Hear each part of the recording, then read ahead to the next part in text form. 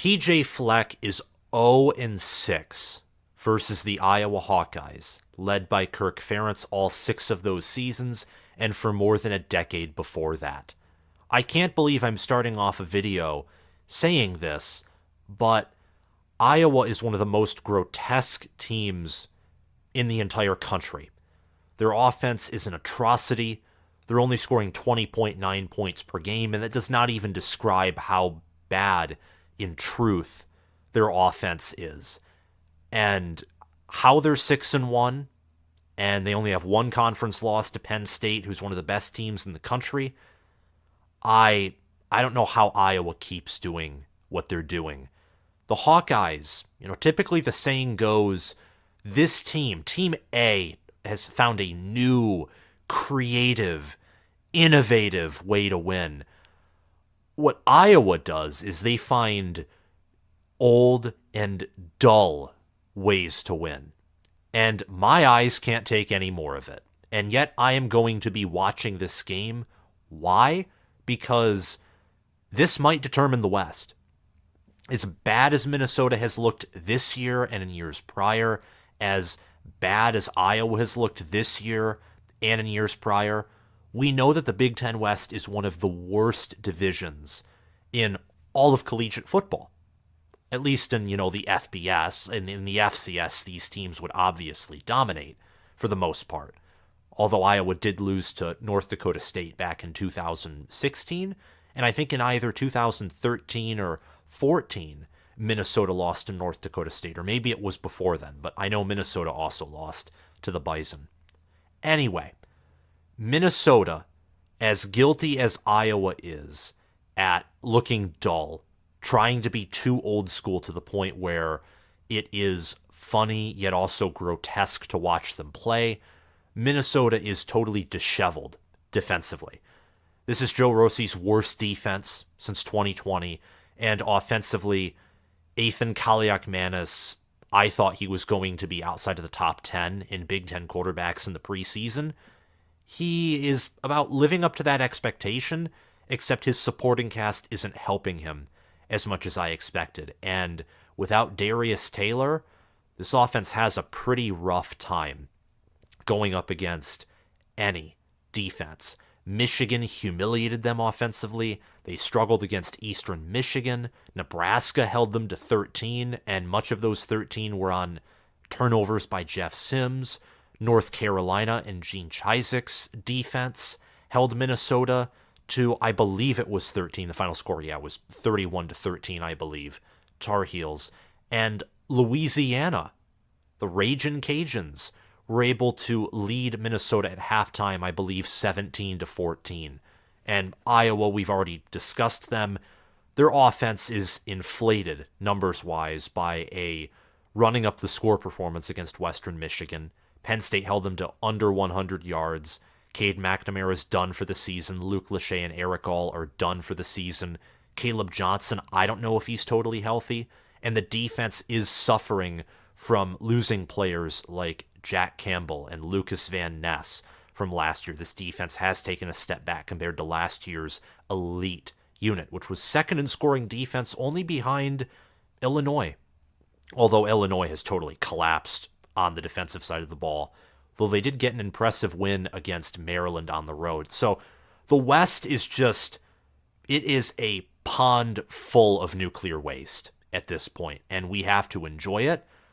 Nebraska, Minnesota, Purdue, as a Michigan fan, these are the teams that I am rooting for to succeed in case a three-way tie occurs between Penn State, Michigan, and Ohio State, at which point the team with the toughest West Division opponent arrangement will then move on to Indianapolis. But that doesn't impact my prediction here, because Fleck is 0-6 against Iowa, yet Iowa is dealing with several injuries, and Minnesota, I think, has a much higher ceiling than the Hawkeyes do. Before we continue this video, please remember to subscribe to the channel by hitting the big red subscribe button and clicking the notification bell so you can get notified when I post more Big Ten football preview and prediction videos, along with reaction and analysis videos and team-specific content. Lastly, Comment your thoughts down below, your predictions, analysis, and thoughts on this game, and on who you think is going to win the Big Ten West. Because right now, I'd lean toward Iowa, just given the fact that Minnesota, even if they win this game, which I think is likely here, even if they win this game, they still have to travel on the road to Ohio State, which will likely be an L. Minnesota already has 2 losses here, likely a third, assuming they win every other game except their game against Ohio State, and they host Wisconsin, host Michigan State. If Iowa loses this game but wins every other matchup, and Minnesota wins here but loses to Ohio State, Iowa still has the advantage because they lost fewer conference games. So there is just so much to take into consideration, and I really want your thoughts on who you think is going to win the Big Ten West. And lastly, check out my Patreon. Today I just posted the potential power rankings for Week 8, including an example of how to use those rankings to predict different games. And tonight/tomorrow morning, I will release my picks for all games involving 2 Power 5 opponents. So if you want to get insider access to picks, follow Potential Power, and even give suggestions to Potential Power. I'm learning how to make a power ranking system that works and functions.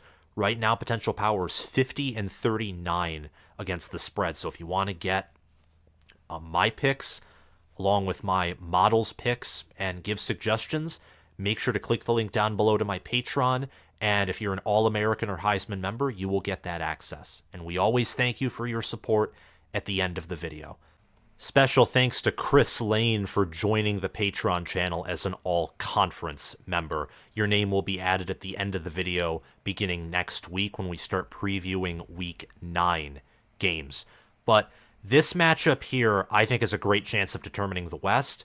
Wisconsin's lost to Washington State, who's been exposed as frauds. I'm guilty of jumping on the Washington State train, and that was with Tanner Mordecai. And Mordecai is gone. He's out for the year, likely. Braden Locke, he's not very good, and I imagine if Nick Evers is not starting ahead of Locke, it's a similar situation there. So I think Wisconsin, they face Ohio State. They already have 1 conference loss. They're likely losing several more games with their current situation at quarterback and also the already existing identity crisis that they've had. So this game's very important to the West.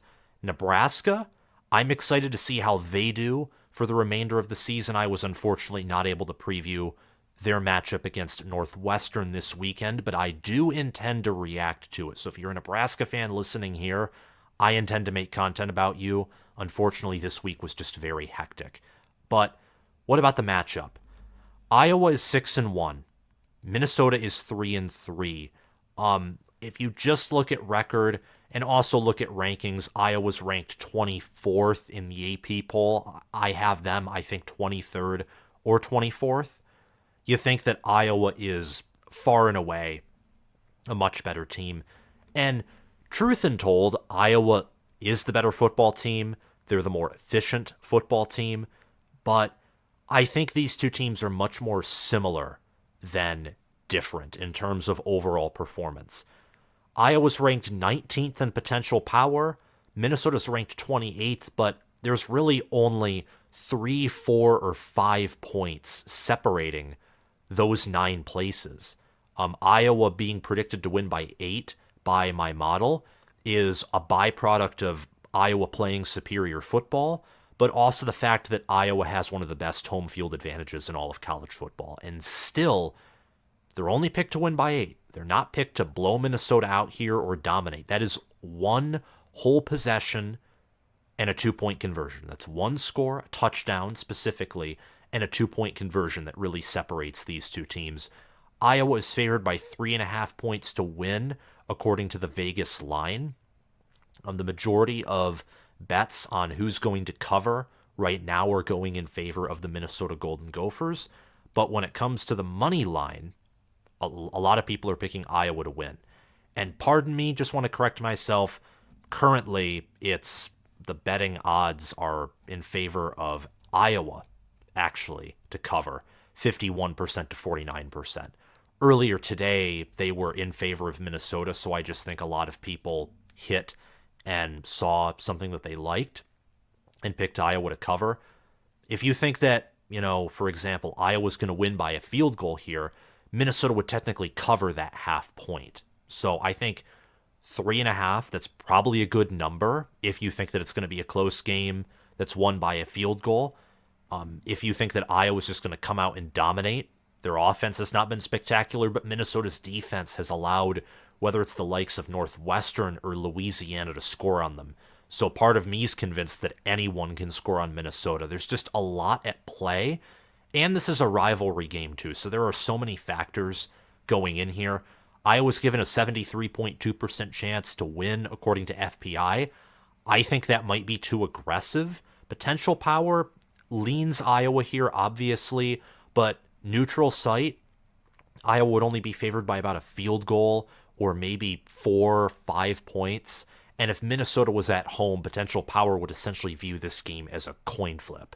So I think 73.2% chance to win. That's either just right, but part of my gut tells me that might be pushing it too much in favor of the Hawkeyes here.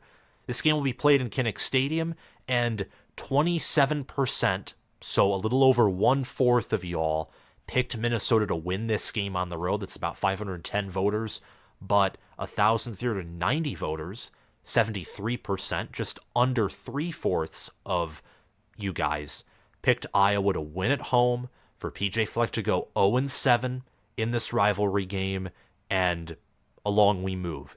And if Iowa wins this game, I'd say, well, good luck stopping them from reaching Indianapolis, because Iowa's schedule from here on out is not tough whatsoever. They have Minnesota, Northwestern, Rutgers, and Illinois at home. 4 home games at Nebraska. Nebraska, looking at their schedule, Nebraska on the road I think will be very tricky. In fact, right now I'd actually favor Nebraska to win that matchup. Nebraska can move the ball by running. They're not a turnover machine anymore with Heinrich Haarberg at quarterback, and they have a top 25 defense. And it's a home game. Nebraska is going to want to continue their win streak. Iowa will want revenge, but I can't see Iowa moving the ball whatsoever on Nebraska's defense. It's different for all these other teams, and Kinnick Stadium it's a game changer to travel to Kinnick Stadium and play Iowa versus play in your own stadium and host the Hawkeyes. I could also see Rutgers causing some trouble to Iowa. Both teams are very similar. I think Rutgers has the better offense, and Rutgers' defense is stingy enough and well-disciplined to where I don't know how Iowa's offense would perform against them. But Iowa, very realistically, if they win this game against Minnesota, could go 11-1. One of the worst 11-1 teams of all time, but I'd applaud them for it, and part of me would be rooting for them. If they go 11-1, that's quite the story, and they're probably a New Year's Six Bowl lock at that point at 11-1, unless they, lose by 60 points or 50 points in Indianapolis. 10-2 is likely. If they win this game, or even if they lose this game, I could see the Hawkeyes going 10-2. Really have an easy schedule moving forward, the Hawkeyes do. For Minnesota, they play at Iowa, and then after they play Iowa on the road, there's a potential letdown spot against Michigan State at home, another potential letdown spot against Illinois, once again at home, and then a road game at Purdue before traveling on the road to Ohio State on the 18th. And then the 25th, rivalry weekend, Minnesota hosts Wisconsin. They have the much tougher schedule compared to Iowa moving forward, and that's why I said earlier Iowa's the favorite to win the West. Wisconsin still has to play Ohio State. They have to travel on the road to Minnesota, and right now they're traveling on the road to play at Illinois, and I guarantee you Luke Fickell probably wants that win over Ohio State more than he does over Illinois. There's a great chance that that's a trap game for the Wisconsin Badgers on the road, especially with Illinois coming off of a confidence-building win. Northwestern, I think they don't have enough talent to reach Indy, and they have an interim head coach, so I'm not going to pick them. Ryan Walters and Purdue are 2-5 now. They're out of the picture. Nebraska, they have to travel to Wisconsin. They host Iowa at the end of the year. They host Maryland, who looks beatable. They have to travel to Michigan State, and they're playing Northwestern this weekend and then Purdue the following weekend. So that was kind of an out of order preview of a lot of these different schedules, but Nebraska's in the picture. Minnesota is, Iowa is. Wisconsin could be, but that injury to Tanner Mordecai, even though Mordecai wasn't producing huge numbers, that's a downer for Wisconsin. I think that Minnesota, Iowa, and Nebraska right now have a better chance of going to Indy than Wisconsin. Potential Power would disagree. Potential Power actually still has Wisconsin as the highest ranked team in the Big Ten West. A lot of that has to do with their talent, though, and the fact that I think Wisconsin has an elite coaching staff. I think Fickle, Tressel, and Longo are elite coaches, and coaching staff factors into Potential Power. Don't kid yourself. But it's hard to compensate for that severe of an injury to a quarterback, and they do have a tough schedule as well. I mean, Ohio State, having Ohio State on your schedule is tough, and they still have rivalry games to play through, like on the road at Minnesota. So their schedule does them no favors. So this game's big, as I've already said countless times. And I think these teams, like I said earlier, are closer than power rankings of most kinds would let us know. And these position advantages do come from, what I think and also what Potential Power thinks. I think Minnesota has the better staff. This isn't on Kirk Ferentz. This isn't on Phil Parker or LeVar Woods. Phil Parker and LeVar Woods are better than Joe Rossi and Minnesota's special teams coordinator, whose names that I don't know. However, I think Matt Simon and Greg Harbaugh Jr. are far and away better offensive assistants and coordinators than Brian Ferentz. Brian Ferentz really weighs down Iowa's staff here, and LeVar Woods and Phil Parker can only bring up Iowa's staff so high. And Kirk Ferentz, I respect him as a head coach. He's a great maintainer of success, and you got to admire that. And he's found a formula to win at Iowa. However, I look at how the offense has fallen back, the nepotism that's been allowed at Iowa, and I'm just sorry in the sense that I don't see Kirk Ferentz as a phenomenal coach. I think that at one point it was appropriate to view him in that regard, but he's clearly approaching the downturn in his coaching tenure. With PJ Fleck, Minnesota has plateaued over the past few seasons, and they might now be already past the peak of the roller coaster, and there might be some tough times ahead. But who knows? Minnesota at this point can still save their season. They win here, they can beat anyone except for Ohio State on the road. And if Iowa loses this game at home, they're likely losing some other games as well, whether that's to Rutgers at home or Nebraska on the road. I think Minnesota has the better staff, and I think outside of the offensive line, which was very close, I think there's an argument that Minnesota has the better offensive line, especially at tackle. I think Minnesota has the better skill position group. Athan Kaliakmanis, I trust him more than Deacon Hill. And both are not good quarterbacks, but I think that's an obvious statement. Deacon Hill has a 79.6 passer rating, 2 picks, 2 touchdown passes. He only completes 38.6% of his passes. He's averaging 4.4 yards per attempt. That's gross. Yet, I can't even process that number. We're going to move on, otherwise I'm going to stutter. Athan Kaliakmanis at least has 797 passing yards. He completes 55.9% of his passes, 6 touchdowns, 6 interceptions, and he has a 110.8 passer rating. He also has a 56.2 QBR, which is 78th nationally.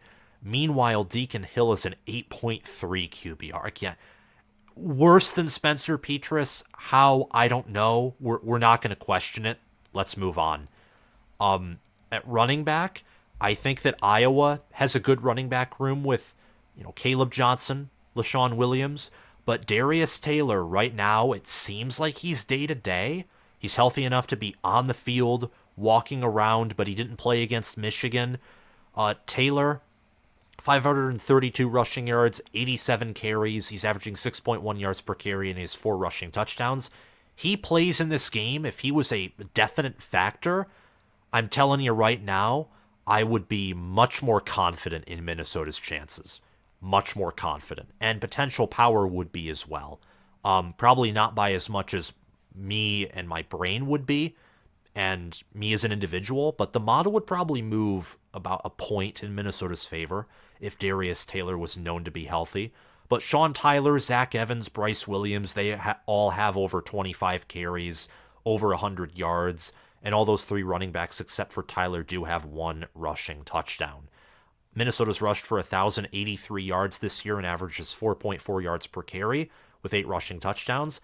Iowa's rushed for 916 yards, 3.9 yards per carry, and 7 rushing touchdowns. And I think a lot of that has to do with the fact that, they've played Penn State and they've played Iowa State.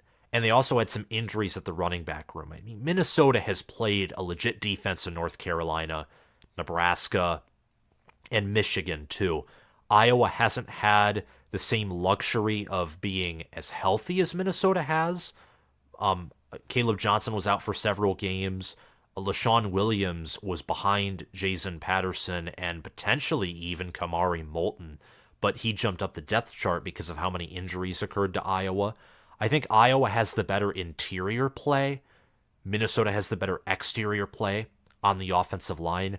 Overall, though, with the performance that Minnesota's O-line has put on the season and also Pro Football Focus grades, I'm going to lean Iowa slightly here at offensive line. But I do think Minnesota has more potential on the offensive line, and it wouldn't surprise me if they dominated in the trenches on Saturday. But I think Minnesota has the better running back room and the deeper running back room. Bryce Williams has been there for several years. Zach Evans is a freshman, averaging nearly 5 yards per carry, and Darius Taylor's a true freshman, already with over 500 yards. At wide receiver and tight end would have leaned Iowa with how Minnesota's starters are performing this season, but Eric All, out for the year with a torn ACL, Luke Lachey, out for the season. I think Iowa's down to Nick Stelianos or a 4th-string tight end, which Iowa definitely has a 4th-string tight end. But they're going down the depth chart, the Iowa Hawkeyes are. Brevin Spanford and Nick Callerup have not had as good of seasons as they've had in the past, but they still have potential. Spanford is a reliable receiver, and on the year he has 66 receiving yards, averaging 5.1 yards per reception on 13 receptions. Not had a good year, but he has potential. He has size, frame, he can block, and I think he'll have a good game at some point this year. Daniel Jackson leads the team in receptions with 22. He has 5 receiving touchdowns, 286 receiving yards, and if he had a better quarterback, he would have probably already broken 500 receiving yards and probably would have broken 25 or 30 receptions. Insanely reliable wide receiver. He's better than Nico Reganey, Seth Anderson, Caleb Brown, anyone that Iowa has in the wide receiver room. And also, the Gophers have Corey Crooms and Lemeke Brockington as well at wide receiver, and Elijah Spencer. Iowa's wide receivers, Nico Reganey only has 83 receiving yards. He leads all of Iowa's wide receivers in receiving yards. And the amount of drops that Iowa receivers have had is nuts. I mean, Caleb Brown is out there. He's playing.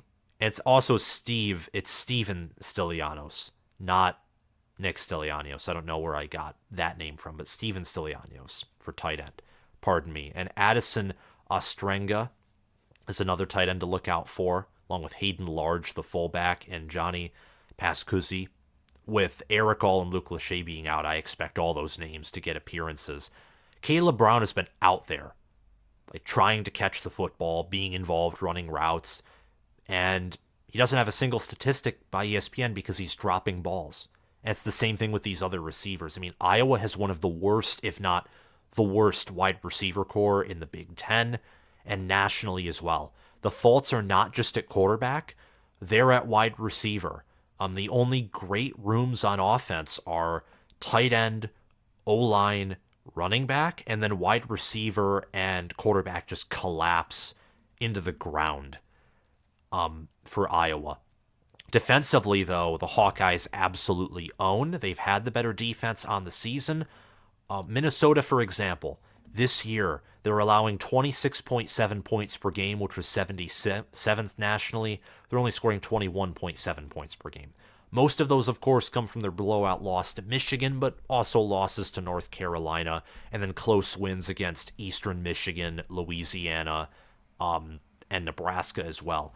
Iowa, on the other hand, is only allowing 14.9 points per game, which is 10th, and they're scoring 20.9 points per game, which is just behind Minnesota in terms of scoring offense and points per game. Scoring offense, if you only count offensive scores, would probably go slightly more in Minnesota's favor compared to Iowa, but it's not much of a difference. Iowa's defense doesn't have, a tremendous amount of pick sixes like they did in 2021, for example. They only have one pick six on the year, and they don't have any fumble recoveries for a touchdown. They do have a safety, though. They got one against Wisconsin, and they might have... I don't think they got a safety against another team this season. I think they only have one. They have 10 sacks, 8 interceptions, 24 passes deflected, and 6 forced fumbles. Minnesota, meanwhile, on the season, they have 11 sacks, 17 passes deflected, 8 interceptions, and 3 forced fumbles with 344 total tackles. Iowa's 528 total tackles. They are on the field longer than the Gophers are on defense. They have a worse offense that puts them in even worse positions than Athan Kaliakmanis could dream of, yet their defense is far and away better. And Minnesota has players like Tyler Nubin, Justin Wally, Cody Lindenberg, Kyler Baugh, for example, Ja Joyner, Danny Stridzo, Jack Henderson, Maverick Baranowski. I mean, they have good players, but whether it's the scheme, whether it's the execution, or maybe, great players can make mistakes. And sometimes there are players that have great potential, and maybe I'm mistaking them for great players, but then they have a low floor. Maybe the defense just can't help itself but fluctuate. So there's a very high ceiling, but also a very low floor. And the mean result is, of course, an average to below average defense, despite all of the talent. Iowa's defense is so more consistent at stopping the run, at deflecting the pass, at making plays to get themselves off the field. And what sucks is Minnesota at least has an offense. Minnesota's problem really has been finishing all season long. I mean, they've had 11 field goal attempts. Iowa has 15, and Iowa's played in an extra game. Minnesota, when they get past the 50 in opponent territory, they stutter. I mean, they have so much talent, but all they end up doing is stalling. And that's not a way to win games, especially when your defense is inconsistent. Iowa, period, outside of O-line, their starting tight ends and running backs, has no talent. None at wide receiver, none at quarterback. And if they do, it's wasted tremendously. Yet their defense continues to fight through adversity. And Phil Parker and LeVar Woods, I'm telling you, one of the best coordinators and one of the best special teams coordinators in all of college football. For a minute, I forgot that technically special teams coaches could be counted as a coordinator in their own right. So LeVar Woods and Phil Parker, they're up there.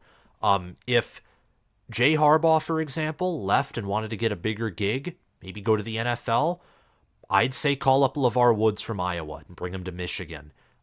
If Kirk Ferentz retires and Phil Parker's looking for a job and he doesn't get offered the Iowa head coaching job, and Jesse Minter is gone, or our defensive coordinator after Jesse Minter is out, I'd say for Michigan, hire Phil Parker. I mean, there are such good assistants and coordinators at Iowa, and Brian Ferentz, he who shall not be named, just bathes in incompetence.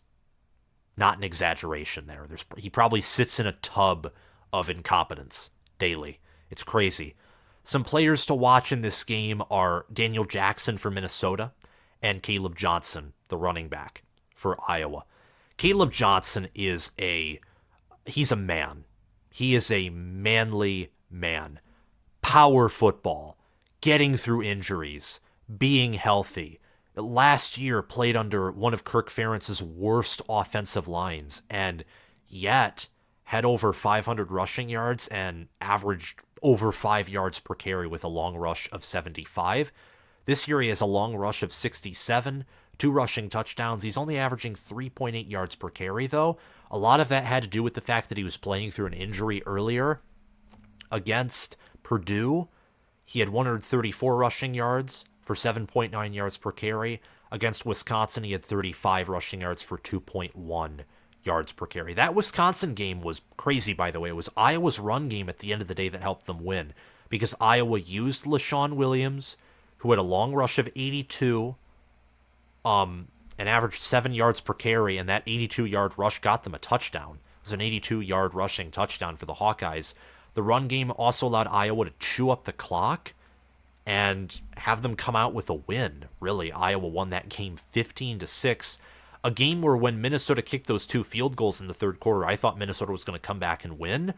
But turnovers, whether it was a fumble, whether it was an interception, whether it was failing to convert on downs, it was a sad day to be a Badger. I mean, Wisconsin passed for 50 times. 50 times. And Iowa held them to less than 5 yards per attempt and got an interception. But Caleb Johnson, LaShawn Williams, that's a legitimate running back room that can compete, with Darius Taylor, Sean Tyler, Zach Evans, and Bryce Williams. But I think for Johnson, Minnesota's defense this season allowed Nebraska to run on them. Michigan was able to gash them on the ground at times. North Carolina with Amari and Hampton, who quietly is one of the better running backs in the ACC and all of college football this season. He could run on Minnesota. Minnesota typically is very good at stopping the pass. In fact, that's their specialty under Joe Rossi. That last year and in 2021 was being elite against the pass.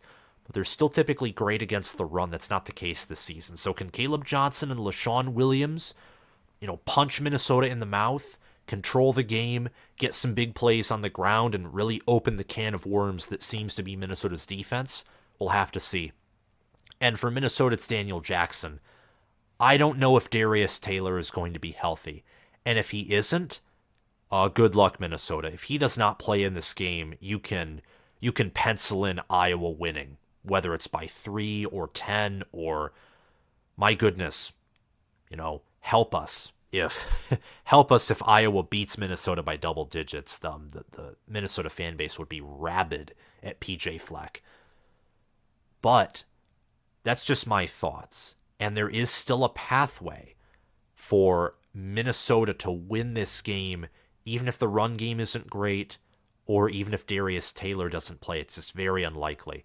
But that pathway to win, regardless of Darius Taylor's health, I think is Daniel Jackson. And I think it's Athan Kaliakmanis throwing it short, gaining yards that Iowa will let Minnesota gain, and Minnesota could win this game kicking field goals. I mean, yeah, their defense for Minnesota isn't great this season, but Iowa's offense is horrendous. They struggled to score 20 against Purdue. Penn State shut them out, forced several turnovers, and look, Penn State has an elite defense. It might be the best defense in the country. Getting shut out it's unacceptable if you're a program like Iowa, who right now is in the top 25 and who prides itself upon, competing at least for a divisional championship. You can't have that. I'm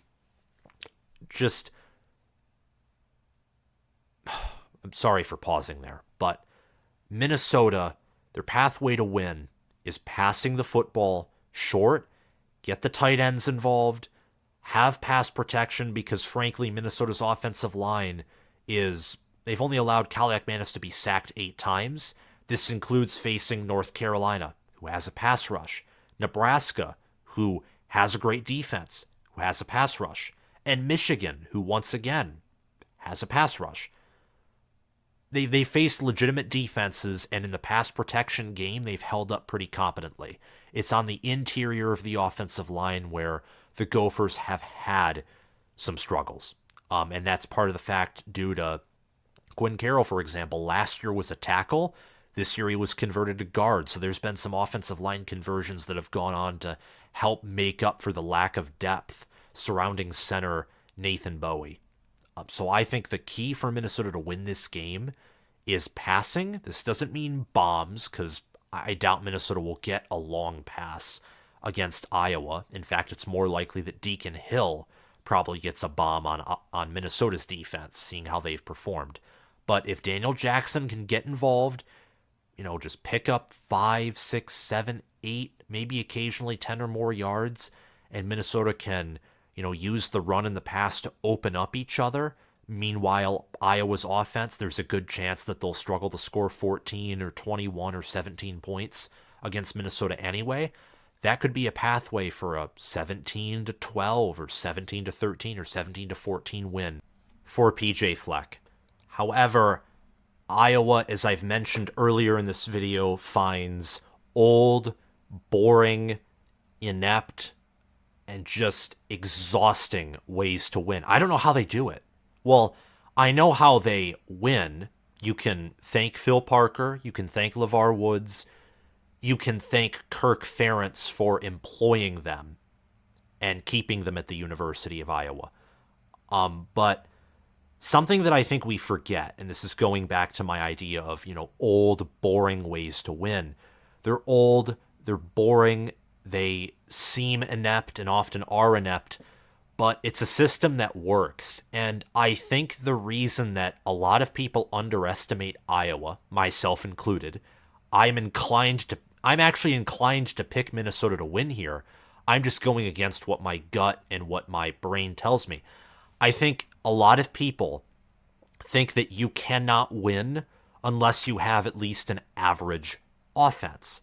People don't realize that offense and defense are, especially now, equally as important. There was a moment, I think, in the 2010s where there was either an illusion of or a statistical backing of the fact that offense was slightly more important than defense. And before then, it was pretty much always defense was more important than offense, or at least that was the notion. That's why the saying, defense wins championships, is popularized. But now, we have sort of come back down to earth from the whole era of the spread option, the no-huddle spread option, and now we're in the era of, the pro spread. And defenses have caught up. There's, the 3-2-6, the 4-2-5, the 3-3-5. The Big Ten is Wisconsin and Nebraska runs 3-3-5 defenses. Michigan and Ohio State run 4-2-5s. Penn State runs a 4-3, but one that can adapt to a 4-2-5. And, Iowa runs a 4-3, but one that can adapt to a 4-2-5. So defenses have adapted. And I think that Iowa has one of the best defenses and one of the best special teams units in all of college football. Minnesota doesn't have the best of anything right now. And at least for Iowa, there is confidence, absolute confidence in their defense and special teams. Earlier in the video when we were breaking down position advantages, and it was 5-5, that really doesn't tell the story. Because both offenses are fighting for ineptitude. When it comes to skill positions, the only area where they're really known to be great at or good at is offensive line for both teams and wide receivers for Minnesota, running backs for both teams, and tight ends when healthy. But quarterback, horrible, and the efficiency level of those offenses is just straight out bad. Defensively, Iowa currently has a pretty sizable advantage over Minnesota at every position outside of safety, where Minnesota has Tyler Newman. So Iowa has home field advantage. Their roster right now is playing at a better level. Their coaches are doing a better job of utilizing the talent and skill that is on the Hawkeyes team. I think Iowa's defense and special teams will win this game, and one of Iowa's receivers, I don't know if this will be Nico Reganey. I don't know if this will be Seth Anderson. One of those two, maybe Deontay Vines, will break 100 yards on the season in this game. I think that Deacon Hill will get a long a long pass of over 20, 25, or 30 yards in this game. For example, Alex Padilla, nearly forgot his name, had a, I think, over 50-yard touchdown pass to Charlie Jones in 2021 against Minnesota. And Deacon Hill does have a strong arm and a big frame. His problem is he has, horrendous accuracy. But I think one of Iowa's wide receivers will break 100 total receiving yards on the season during this game. Minnesota will rush for over 100, maybe for even more than 150. I think that Minnesota, if Darius Taylor is healthy, will rush for probably over 150. I'm keeping it over 100, though, but not 150, because I don't know for certain if he's healthy. If I knew for a fact that he was playing against Iowa, I'm telling you right now, I'd pick Minnesota to win. But that uncertainty at running back, at Minnesota's best position, and the fact that Minnesota as a team is uncertain, forces me to pick a team that we're certain who Iowa is. We are. They will be phenomenal defensively, phenomenal at kicking and punting, and they'll be great at making adjustments in those areas. For Minnesota, we still don't really know who they are as a team, outside of the fact that when Darius Taylor is healthy, they can run the football. Fleck will fall to 0-7 against the Iowa Hawkeyes. Iowa will be 7-1. They'll take the driver's seat in the Big Ten West. Minnesota will fall to 3-4. Thank you so much for watching this video, and I want to give a quick shout out to my Patreon followers, Spencer Bringhurst and Noah DDLC, my All-American patrons, and Will Loftus, Gabriel Calendar, Roaming Gnome, Matthew Sale, and Chris Lane are all conference patrons. Chris, thank you for joining once again. You're always engaged in the comment section on our live videos, and I appreciate that very much. Your name will be added to this final slide starting next week. That's when I update these slides for thanking our Patreon supporters. Check out my page via the link in the description, and thank you all for watching. I'll see you around.